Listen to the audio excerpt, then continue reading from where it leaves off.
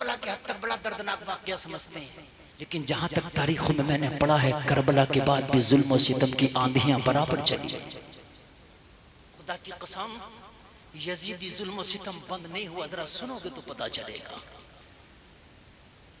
जब सबकी शहादतें हुई, जालिमों ने खेमों को आग लगा के सैयदानियों को खेमों से बाहर खड़ा कर दिया।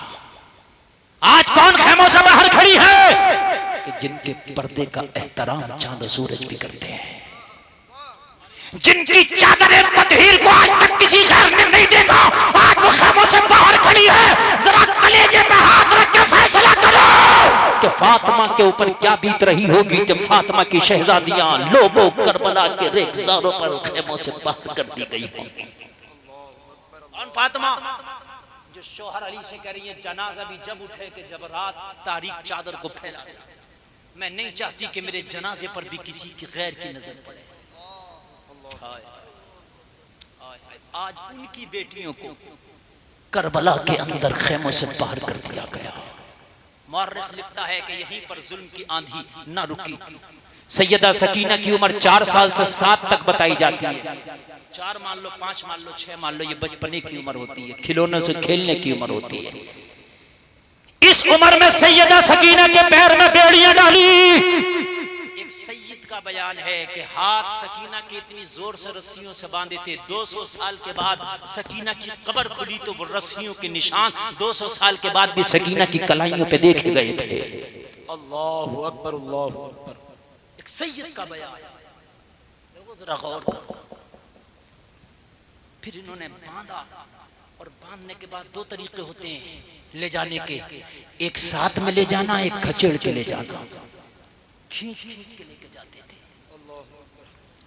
सैयदा ज़ैनब को जब खींचा जा रहा था रस्सी से बांधकर, हुसैन के गर्दन कटे लाशे पे सैयदा ज़ैनब की निगाह पड़ गई। सर तो जुदा कर लिया था, लेकिन पूरा लाशा जमीन पर पड़ा था, लाशा इमाम। सैयदा ज़ैनब की निगाह पड़ी तो चीख निकल गई, बोली भैया ये कैसा मंजर है।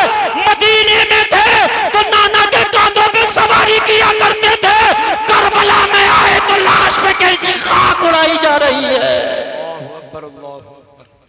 करबला में लाश कैसी बेगोरो कफन पड़ी है।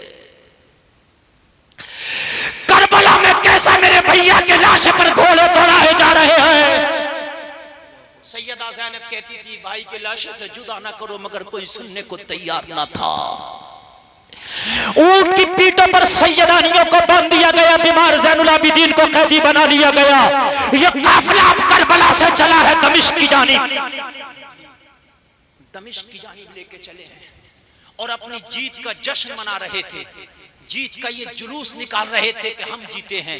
पूरे दमिश्क में इन्होंने अपने जाने से पहले एक ऐलान करा दिया था कि करबला में हुकूमत के बागियों के सर काट के हम ला रहे हैं। दमिश्क में एक जुलूस निकाला जाएगा, दमिश्क में एक लोगों को तमाशाई बनाया जाएगा, सारे लोगों को उनके कटे हुए गले सर दिखाए जाएंगे। लोगों जरा गौर करो, दमिश्क के बाजार में सारे लोग जमा हो गए, औरतें छता पर हैं, बूढ़े हैं, जवान हैं, बच्चे हैं, सारे लोग तमाशाई बने हैं। दमिश्क के बाजार में लाके जालिमों ने सैयदानियों को सरे बाजार खड़ा कर दिया। फटे हुए चादरों से सैयदानियां अपने चेहरों को छुपाए फिरती थी। सैयदा सकीना चादर के फटे हुए टुकड़ों से अपने चेहरे को छिपाए फिरती थी। नजर उठाने की ताब ना थी। पूरा दमिश्क कोई ताली बजा रहा था, कोई हंस रहा था, कोई खुशी के नारे लगा रहा था।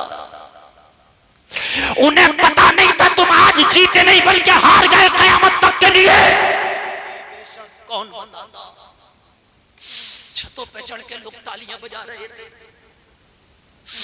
लोग कुछ जिसके हाथ लगता पत्थर भी मार दिया करते थे कि ये बाग़ी हुकूमत है। पत्थर भी, नबी की बेटियों के पत्थर मारे गए दमिश्क की बाजार में, पत्थर जैसे कोई पागलों के मारता है। मालूम है किन के मारे गए? जो कई दिन के भूखे प्यासे, कई दिन के मुसाफिर थे, उनके पत्थर मारे गए। जिन्होंने जवानों के लाशें देखी उनके पत्थर मारे गए। जिस ज़ैनब के बेटे सामने कटे उस ज़ैनब को पत्थर मारे गए। ख्याल करना, सगी बहन है हुसैन की, फातिमा की सगी बेटी ज़ैनब, अली की बेटी ज़ैनब खड़ी है सरे बाजार, कोई पुरसाने हाल नहीं, कोई कुछ पूछता नहीं। शोर इतना है कि कान पड़ी आवाज नहीं आती, सर नेजों पर बुलंद है, सर कटे हुए नेजों पर बुलंद है, जुलूस निकाला जा रहा है कि जीते हैं जीते हैं। इतने में सैयदा ज़ैनब की बारगाह में एक छोटा सा बच्चा आके खड़ा था। सैयदा ज़ैनब ने बच्चे की तरफ देखा तो हाथ में कपड़े का थैला था। कहा बेटा इस थैले में क्या है? कहा बीबी इसमें कुछ खाने के सामान है, इसमें कुछ रोटी के सूखे टुकड़े हैं जो तेरे बच्चों के लिए लाया हूं, खा ले। सैयदा ज़ैनब ने फरमाया बेटा ये रोटी के टुकड़े बाद में खिलाना, ये रोटी का थैला खाने का थैला हमारे हाथ में बाद में थमाना। जिसने ये खाना भेजा है पहले उसे लाके एक बार मुलाकात तो करा दे, इन गद्दारों में कौन वफादार निकल आया। सब पत्थर मारते हैं, खाना भेजने वाला कौन है? जहां सब तालियां बजाते हैं वहां हमारा ख्याल करने वाला कौन है? बेटा तेरी बड़ी मेहरबानी होगी अगर उससे भी मुलाकात करा दे जिसने खाना भेजा है। अब जरा सुन यार, अगर जिगरा रखते हो तो। लोगों बच्चा बड़ा फुर्तीला था, वो बड़ा शोर मच रहा था, बड़ी भीड़ भाड़ थी, वो लोगों को चीड़ता हुआ अपने हदफ की तरफ बढ़ा। थोड़ी देर के बाद जब बच्चा वापस आया, सैयदा ज़ैनब की बारगाह में बच्चा खड़ा था, बच्चे के हाथ में एक 80 साल की बूढ़ी औरत का हाथ था और सैयदा ज़ैनब के हाथ में बूढ़ी औरत का हाथ देके बोला बीबी यही बूढ़ी औरत है जिसने खाने का सामान भेजा है, जिसकी भवें सफेद थी, जिसके बाल सफेद थे बुढ़ापे की वजह से, जिसकी कमर झुक गई थी। सैयदा ज़ैनब ने फरमाया बूढ़ी माई के तूने हमें पहचान लिया, हम कौन हैं? कहा बेटी मैं तो महल्ले के बच्चों को नहीं पहचान पाती, मेरी नजर बहुत कमजोर है, तुझे क्या पहचानूंगी? तो कहा जहां सब ताली बजा रहे थे तूने भी बजा लिया होता, जहां सब पत्थर मार रहे थे तो पत्थर तूने भी मार लिया होता, तूने क्यों खाना भेजा? जब तू पहचानती नहीं तो खाना क्यों भेजा? जिन्होंने पहचाना है उन्होंने तो हमारे गले काटे हैं, जिन्होंने पहचाना उन्होंने तो हमारे खेमों को आग लगाई है, जिन्होंने पहचाना उन्होंने हमारे बच्चों को बेड़ियों में कैद किया है, तूने तो पहचाना भी नहीं, तुझसे तो शिकवा क्या था? कहने लगी बेटी बात बस इतनी सी है, मैं अपने छत के बाला, मैं अपने घर के बाला खाने पे खड़ी थी, मैं अपने घर की छत पे खड़ी थी, मुझे धुंधला धुंधला सा नजर आया कि तुझे ऊंटों की पीठ पे तेरे बच्चों को बांधा गया है। मैंने अंदाजा लगा लिया हो ना हो ये जंगी कैदी हैं, इन्हें कैदी बनाया गया है। इतना जब मैंने देखा तो मुझे मखदूमा की वसीयत याद आ गई। मेरी मखदूमा ने मुझे एक वसीयत की थी कि जिंदगी में कभी किसी कैदी को देखो तो खाना जरूर खिला देना। बस मैं अपनी मखदूमा के इस जुमले पे ऐसा अमल करती हूँ कि जब भी किसी कैदी को देखती हूँ तो चाहे बूढ़ी हूँ ना चल सकूं, बच्चों के जरिए उस तक खाना पहुंचाती हो। बेटी जब मैंने तुझे कैद में देखा तो रहा ना गया, घर में जितना भी खाने का सामान था सब थैले में इकट्ठा करके भेज दिया। सैयदा ज़ैनब ने फरमाया बूढ़ी तेरी मखदूमा की वसीयत इतनी अच्छी है, तेरी मखदूमा कितनी अच्छी होगी, तेरी मखदूमा की वसीयत इतनी अच्छी है, तेरी मखदूमा कितनी अच्छी होगी। ओ बूढ़ी औरत तू अपनी मखदूमा का नाम ना बता दे, तेरी मखदूमा का नाम क्या था? लोगों अगर कलेजा रखते हो तो दिल के कानों से सुनना। 80 साल की बूढ़ी औरत दमिश्क के बाजार में सैयदा ज़ैनब की बारगाह में खड़ी होकर कह रही थी बेटी मेरी मखदूमा का नाम है फातिमा ज़हरा। फातिमा बिनते रसूल मेरी मखदूमा। यार कितना नाजुक सा मोड़ होगा। और ये ज़ैनब कौन है? फातिमा की बेटी। और इससे नाजुक मोड़ बताओ। कहने लगी बूढ़ी माई फिर तेरा नाम क्या है? कहने लगी बेटी मेरा नाम फिज़्ज़ा है। और ये फिज़्ज़ा हजरते फातिमा की सबसे खास कनीज़ों में। और बता दूं ये फिजा वही है, इन्हीं के हाथों में हजरत ज़ैनब का बचपना गुजरा था, इन्हीं के हाथों में हसन का बचपना गुजरा था, इन्हीं के हाथों में हुसैन का बचपना गुजरा था। इन्होंने ज़ैनब के झूले झुलाए थे, इन्होंने हसन को लुकमे खिलाए थे, इन्होंने हुसैन को उंगलियां पकड़ के लोरियां सुनाई थी। यही सैयदा फिजा है कि इनके हाथों में हजरत ज़ैनब का बचपना गुजरा था। तुम कहोगे फिर पहचान क्यों ना सके?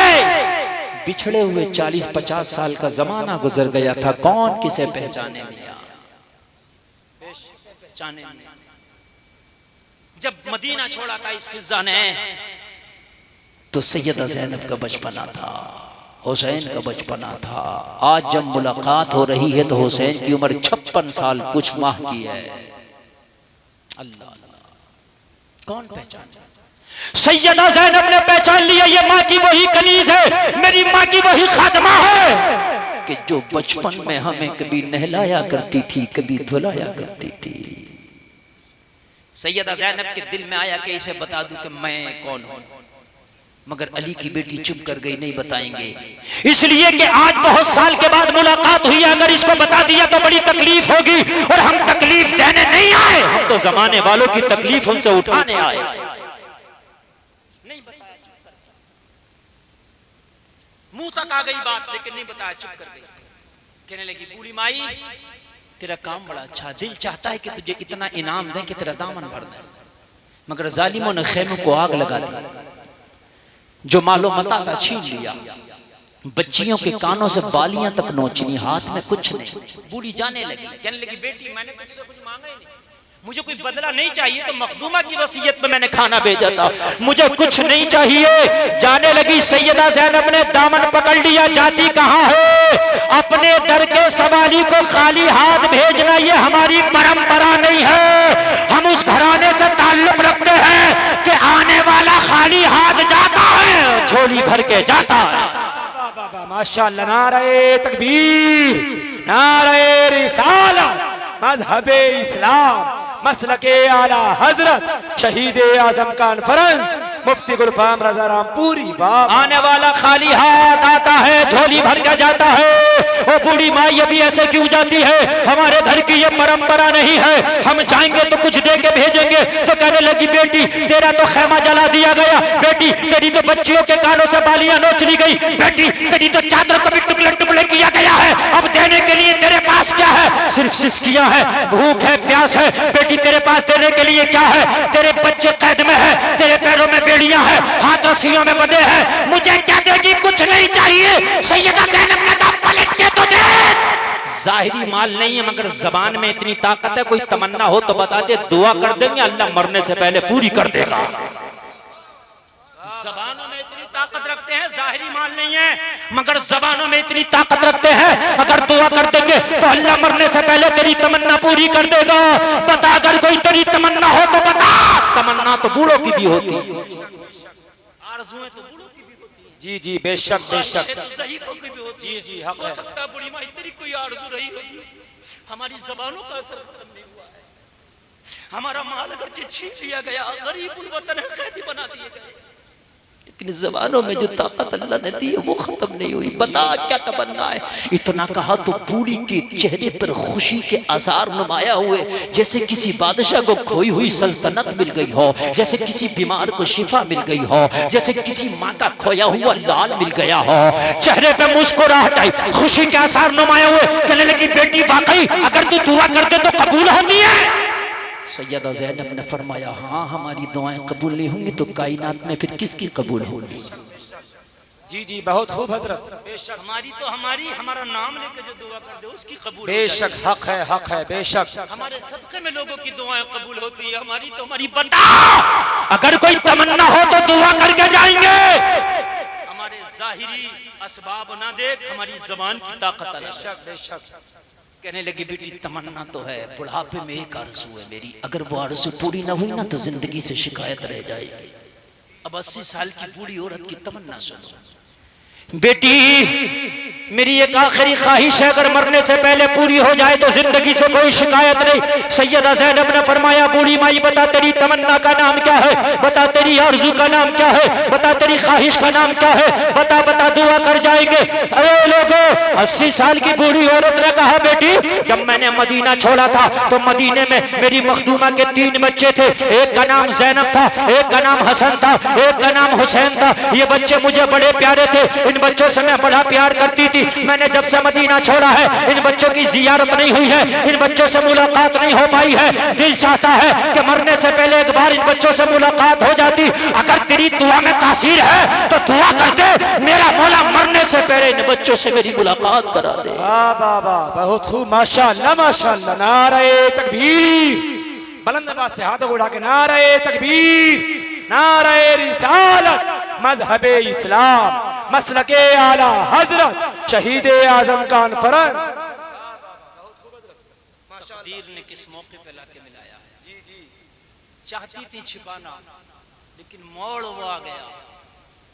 अली के घर वाले किसी से वादा कर लेते हैं ना तो वादे से नहीं फिरते, अपनी गर्दन पे छुरी चढ़वा देते हैं, गर्दन कटा देते हैं, मगर रब की कसम वादे से नहीं फिरते। ये अली के घर वालों का मिजाज, वादे से नहीं फिरते। पहले तो अपने आप को छिपाना चाहती थी, तकलीफ होगी अगर इसे बताऊंगी तो, लेकिन जब वादा कर लिया कि तेरी अगर कोई तमन्ना हो तो बता, दुआ कर जाएंगे। कहा बेटी दुआ कर दे, मरने से पहले मुलाकात फातिमा की बेटी से हो जाए। अपने सीने पे लिटा के मैं फातिमा की बेटी को लोरियां सुनाती थी। मेरी मखदूमा तो ना रही दुनिया में, मगर उनके बच्चों से एक बार मिलना चाहती। जिस्म कमजोर है, बदन कमजोर है, लंबा सफर नहीं कर सकती, कोई ऐसा मौका आ जाए कि उनकी जियारत कर लो। सैयदा ज़ैनब ने फरमाया, बूढ़ी माई समझ ले तेरी तमन्ना पूरी हो गई,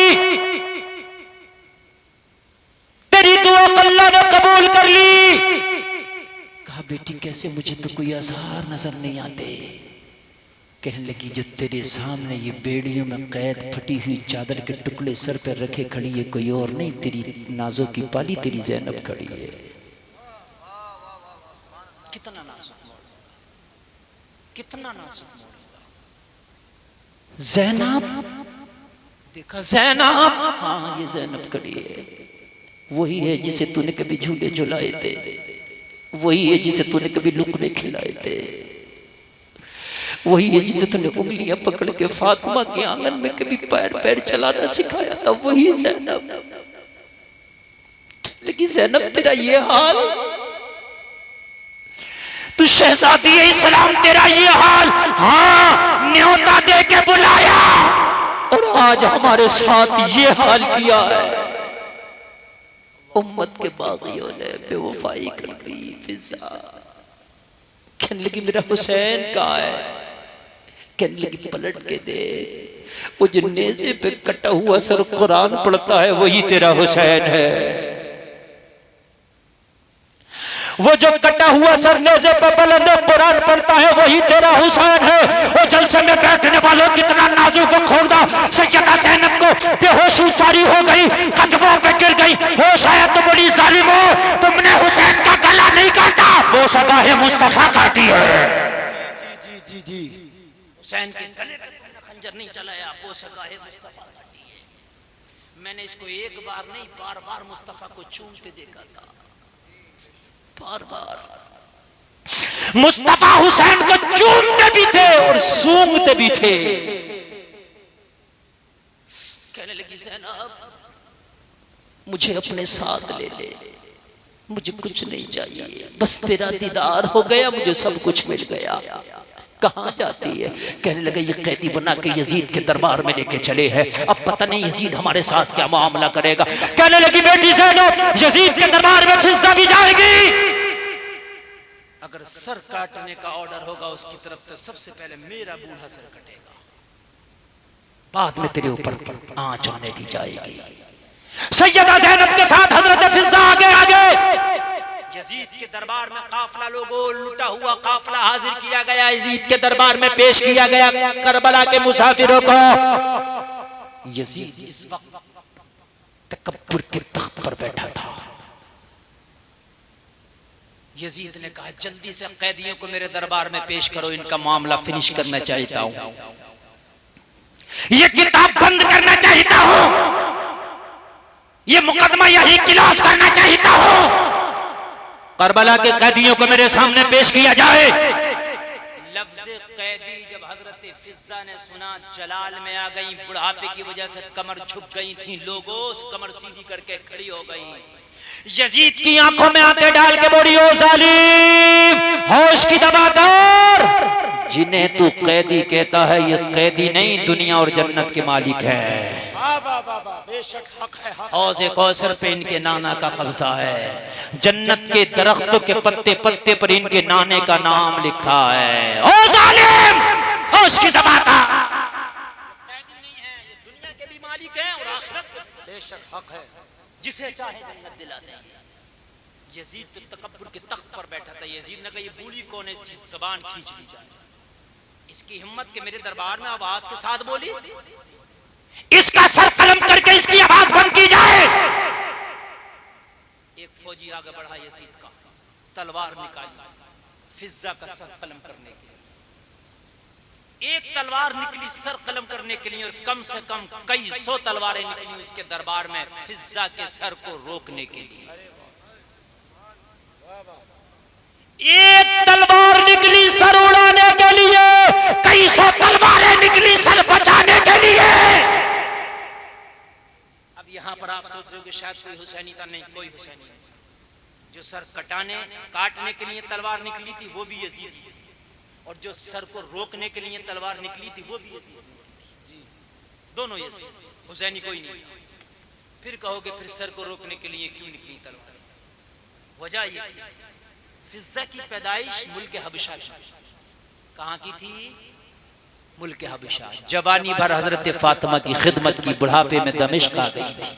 इतनी सी कहानी थी फिज़्ज़ा की। जो यजीद की फौज में कुछ फौजी थे वो हबशा के भी थे, उन्हें पता था ये जो बूढ़ी है ना ये हबशा की बेटी है, उन्हें ये पता था। वो कहते हैं ना अपने वतन का कुत्ता भी अजीज है। बस इन्होंने यजीद की मुखालफत में तलवारें निकाली, कहा तुझसे तनख्वाह लेते हैं, तेरे दिए हुए टुकड़ों पे पलते हैं, तेरी तनख्वाह से हमारे घर चलते हैं, ये बात बिल्कुल सही है, दुरुस्त है, मगर मुल्क की गैरत को बेच के नहीं खाया। ये हबशा की बेटी है और हम हबशा के बेटे हैं। अगर हबशा की बेटी की इज्जत पे किसी ने हाथ डाली तो तेरी ईंट से ईंट बजा देंगे, भूल जाएंगे तुझसे तनख्वाह लेते हैं। लोगों जब इतना जुमला उनका कहना था, सैयदा ज़ैनब ने मदीनतुर रसूल की जानिब रुख किया,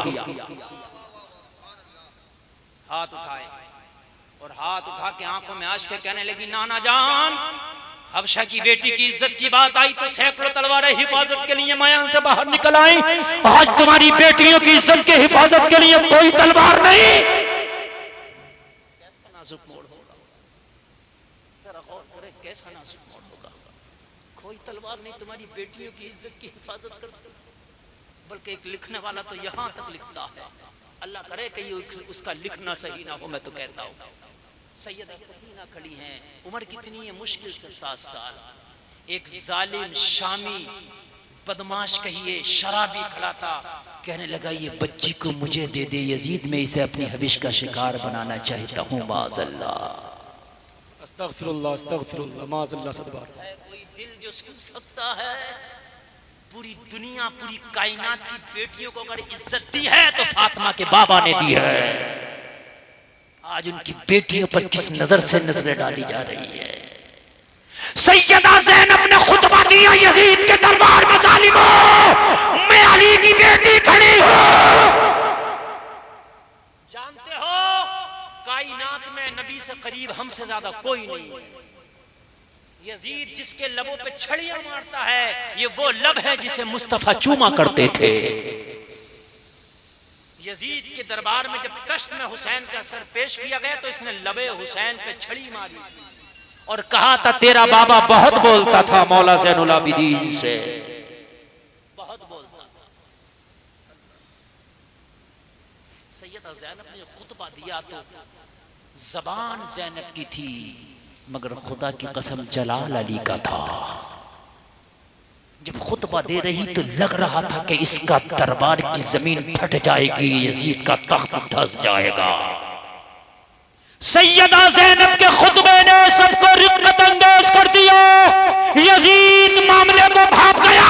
अगर ज़ैनब कुछ देर और बोलती रही तो ये तख्त मेरे नीचे से छिन सकता है। फौरन हुक्म दे दिया कि इनको कैद खाने में डालो जल्दी से। फौरन हुक्म दे दिया।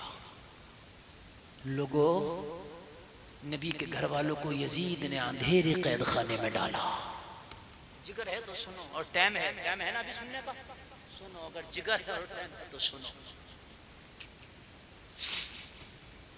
सैयदा सकीना को बाबा की याद आती तो सिसकियां लेती। रोजाना बाबा से कुरान सुनती थी सैयदा सकीना। कहने लगी फूफी ज़ैनब आज कुरान कौन सुनाएगा? सैयदा ज़ैनब ने फरमाया सकीना, हुसैन ने मुझे अमानत के तौर पर तुम्हें सौंपा है, कुरान चाहिए तो फिर तेरी फूफी तुझे ज़ैनब सुनाएगी। पानी कैद खाने में नहीं, सैयदा तयम्मुम करती है और कैद खाने में सैयदा कुरान पढ़ती है। हाय हाय हाय, अली की बेटी कैसा कुरान पढ़ती होगी बताने की जरूरत नहीं, अंदाजा खुद लगा लो। ये कारियों के कारी है, दुनिया को कुरान पढ़ना इन्होंने बताया। इमाम ज़ैनुल आबिदीन ने फिर कुरान पढ़ा। सकीना, तेरे दिल को अगर कुरान से तसल्ली होती है तो ज़ैनुल आबिदीन भी पढ़ेगा। कुरान पढ़ने में अजीब सा एक दर्द था, अजीब सा एक दर्द था। यार वो तो कारी वो है कि दुनिया में उनके मुकाबले का कोई कारी नहीं। गुलफाम का दावा है कुरान नाजिल भी इनके घर में हुआ और दुनिया को पढ़ना भी इन्होंने बताया।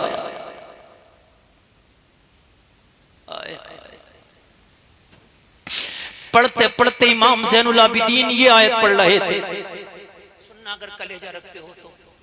कैद खाने के दीवार के किनारे से एक शख्स गुजर रहा था और कुरान की तिलावत चल रही थी और इमाम ज़ैनुल आबिदीन ये आयत पढ़ रहे थे, कुल ला अस्अलुकुम अलैहि अजरन इल्लल मवद्दत फिल कुर्बा। तर्जुमा सुन लो। नबी फरमाते दुनिया वालों, मैंने तुम्हें ईमान दिया, मेरे सदक़े में तुम्हें इज्जतें मिली, मेरे सदक़े में तुम्हें दौलतें मिली, मेरे सदक़े में तुम्हें घर मिला, मेरे सदक़े में तुम्हें दर मिला, मेरे सदक़े में तुम्हें जन्नत मिलेगी। इसके बदले में मैं कुछ नहीं मांगता, इल्लल मवद्दत फिल कुर्बा, बस मेरे घर वालों से मोहब्बत कर लो, यही मांगता हूँ। जा रहा था कैद खाने की दीवार से, हुसैन का बेटा पढ़ता जा रहा था, इल्लल मवद्दत फिल कुर्बा। ये मोहब्बत तो करता ही था हुसैन से, मगर यार ये आयत सुनी ना तो तर्जमा तो वो लोग जानते ही थे, अरबी उनकी जबान थी। मचल गया। उसे क्या पता कौन तिलावत कर रहा, उसे क्या पता कौन पढ़ रहा। कुछ बच्चों की सिसकियों की आवाज आई, इसलिए कि जब वो ये कह रहे थे कि नबी के घर वालों से मोहब्बत करो तो बच्चों के जहन में था आज उम्मत कैसी मोहब्बत कर रही है कि अंधेरे कैद खाने में डाल रखा है। दगा मिली थी अपनों से, दगा मिली सी अपनों से। तकलीफ जब अपने से दगा मिलती है ना तो तकलीफ ज्यादा होती है। जब खंजर अपने का होता ना तो चारक सीने में दर्द होता है। बच्चों की सिसकने की आवाज आई, ये घर गया, इस पर अजीब सी रिक्कतदारी थी। बीवी ने पूछा तुझे क्या हो गया? घर से गया था तो तेरा चेहरा उदास ना था, आया है तो चेहरा उदास है, आया है तो तेरा चेहरा जर्द है, आया है तो आंख में आंसू है, आया है तो बदन कांपता है। कहने लगा क्या करूं? मैंने किसी कैदी की कुरान की तिलावत क्या सुनी कि मेरा दिल पिघल गया। उस कैद खाने में कुछ बच्चों की भी सिसकने की आवाज आती है। यजीद बड़ा जालिम है, पता नहीं कब से इसने इन बच्चों को खाना नहीं दिया है जो कैद खाने में कुरान पढ़ रहे हैं। भूखे हैं, सिसकियों की आवाज बाहर आ रही थी बच्चों की। ए मेरी बीवी, अगर घर में कुछ खाने का सामान हो तो दे दे, कैद खाने में जाके उन कैदी बच्चों को खिलाऊंगा। बीवी का जुमला सुनना नामदार के जिंदा दिल मुसलमानों, बीवी पक्की हुसैनी थी। कहने लगी आज हुसैन की आंख ने बड़ा तड़पाया है, आज घर में जितना भी सामान था सब इकट्ठा करके हुसैन के नाम का तोशा बनाया है। तोशा बनाया था, जा घर से बाहर ले जाके गरीबों में तकसीम कर देना। आज हुसैन की याद में बड़ा तड़पाया था। मैंने सुना है कि हुसैन के साथ कुछ करबला में शायद गलत हुआ। ये खबर अभी इसको छिपाया जा रहा था, इस खबर को ज्यादा उड़ाया नहीं जा रहा था। सैयदा ज़ैनब ने खुतबा ही दिया था तो दरबार से हटा दिया गया। ये बात छिपाई जा रही थी कि इन्होंने क्या किया। बस ये बताया जा रहा था कि हुकूमत के जो बागी थे उनसे जंग हुई है। ये नहीं बताया था कि नबी के घर वालों से जंग हुई है। कहने लगी मैंने हुसैन के नाम के तोशे बनाए हैं, जब उनको जाके खिला दो। गरीबों को तो खिलाना ना, कैदी से ज्यादा गरीब कौन होगा। हुसैन का नाम का लेकर तोशा लेके लोगों दरोगा ज़िंदान के पास खड़ा था। कैद खाने के दरोगा से कहने लगा अगर तेरी इजाजत हो तो थोड़ी देर के लिए मुझे इजाजत दे दे, अंदर जाके जो बच्चे भूखे कैदी हैं उन्हें खाना खिला दो। अगर इतनी इजाजत। दरोगा ज़िंदान कुछ नरम दिल था, इसको पता था कि अंदर कैद खाने में कौन है, कुछ नरम दिल था।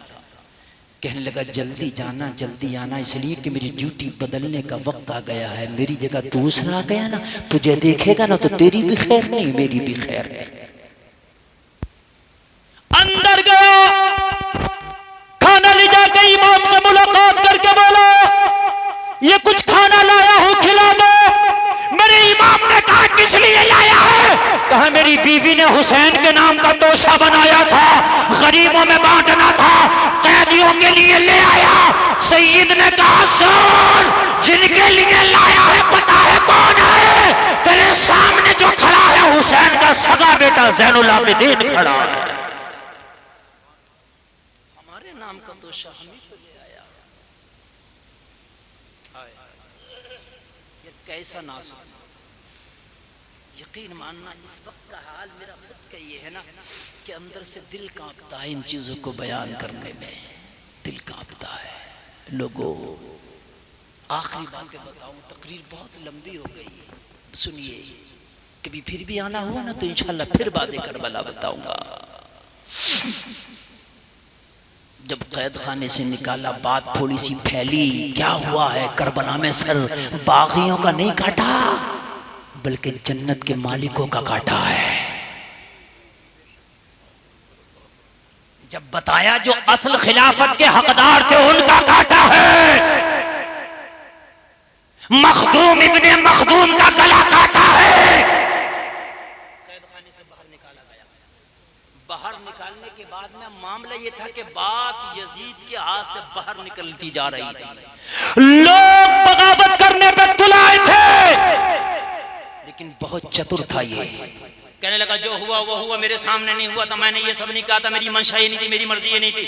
मैंने सब ये नहीं कहा था कि इस तरीके से करना। मैंने ये कहा था हुसैन इब्ने अली को मेरे पास लाना, आपसी बात होगी, मामला हल हो जाएगा। मगर मेरी इजाजत के बगैर ये सब कुछ किया गया, लिहाजा मैं शर्मिंदा हूं, मुझे अफसोस है। अब हुसैन के वारिस जो ज़ैनुल आबिदीन है उनसे पूछा जाए, जो वो चाहेंगे वो मैं कर दूं। इसने देखा मामला निकलता चला जाएगा, बगावत हो जाएगी, जो वो चाहेंगे मैं कर दूंगा। सैयद से पूछा गया अगर अब आपकी कोई चाह तो जो हुआ वो हुआ, अब बताओ अगर कोई चाह। सैयद ने फरमाया हमने तख्त तो कभी चाहिए ही, हुकूमत के तो हम कभी हमें न तमा ही नहीं रखा था। अगर अब भी कुछ चाहते हैं तो मेरी 3 शर्तें हैं। सैयद ने 3 शर्तें रखी। सुनना चाहते हो? नींद तो नहीं आ रही ना? 3 शर्तें हैं सैयद ने रखी। मेरी पहली शर्त यह है मेरे अहले खाना जो करबला में बेगोरो कफन पड़े हैं उन्हें दफन करने की मुझे इजाजत दे दी जाए। दूसरी बात, जुमे का खुतबा मैं खुद पढ़ूंगा। दूसरी शर्त। और तीसरी शर्त यह है कि मेरे साथ सैयदानियां हैं, इज्जत के साथ हमें मदीने जाने दिया जाए और मुझे कुछ नहीं चाहिए, न मुआवजा चाहिए, न मुझे यहां बदला चाहिए, न मुझे यजीद का तख्त चाहिए। हमें तो बुलाया था, 300 से ज्यादा खुतूत आए थे, वो खुतूत अब तक बाकी थे इमाम ज़ैनुल आबिदीन के पास का। हमें तो ये लेके भेजा गया था, हमें तो नबी की मोहब्बत के वास्ते दिया गए थे। तभी तो कहा था अरे कूफा वालों मुसाफिर न समझो, मैं आया नहीं हूं, बुलाया गया हूं।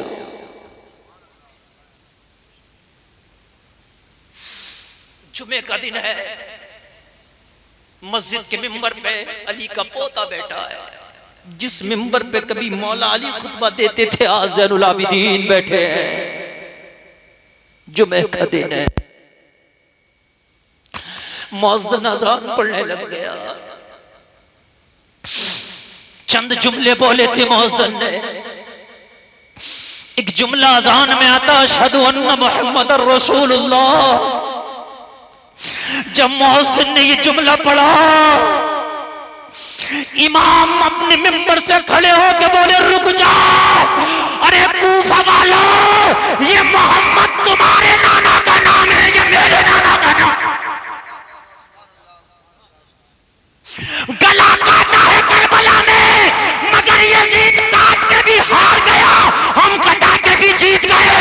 जब तक नमाजें आज़ानें रहेंगी हमारा नाम चलता रहेगा।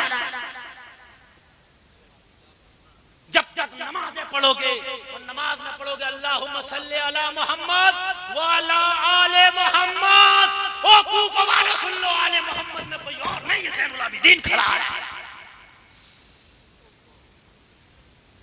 और सर काटने वालों और मस्जिद में नमाज पढ़ने वालों, ये मोहम्मद कौन है जरा मुझे बताओ, जिसका नाम अज़ानों में लेते हो? उसी हुसैन का नाना है कि जिसका सर काट के आया। लोगों, फिर कूफा की जामा मस्जिद में एक वक्त ऐसा आया कि इसी वक्त लगता था कि हुसैन का बेटा क्या बोल रहा है, हुसैन का बेटा क्या बोल रहा है, यजीदियों पर कयामत आ लगी है। लोगों, फिर सोचा कि तख्त छिन जाएगा। यार इनकी तलवारें तो बड़ी बात, अगर ये खुतबा दे देना तो यजीदियों का तख्त छिन जाए, जमीन बोस हो जाए इनकी टोपियां, इनकी तलवारें चले तो क्या। फिर कहा जल्दी से नमाज शुरू करो।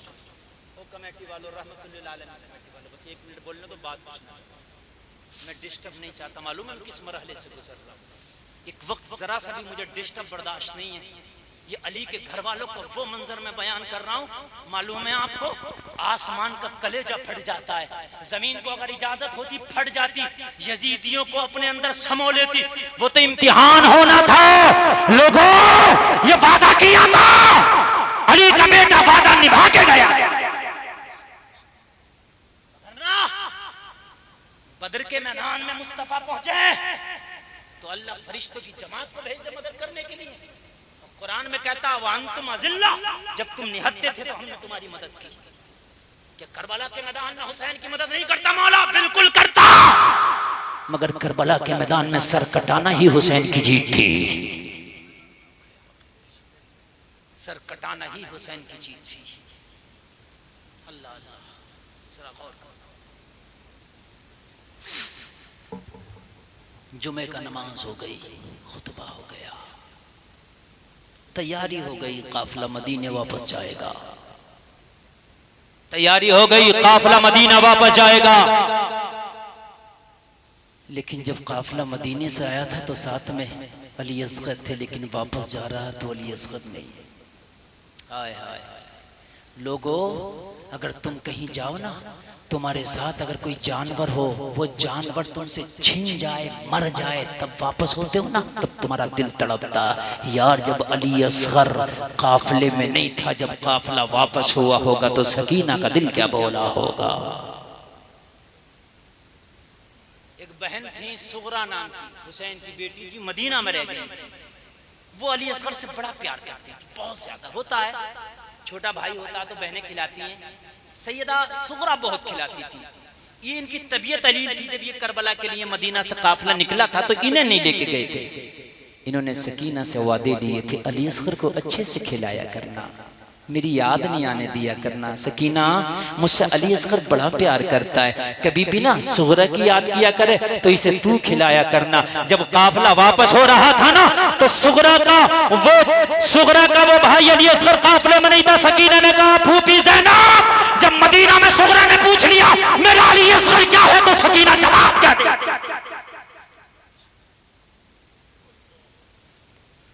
सकीना जवाब क्या देगी?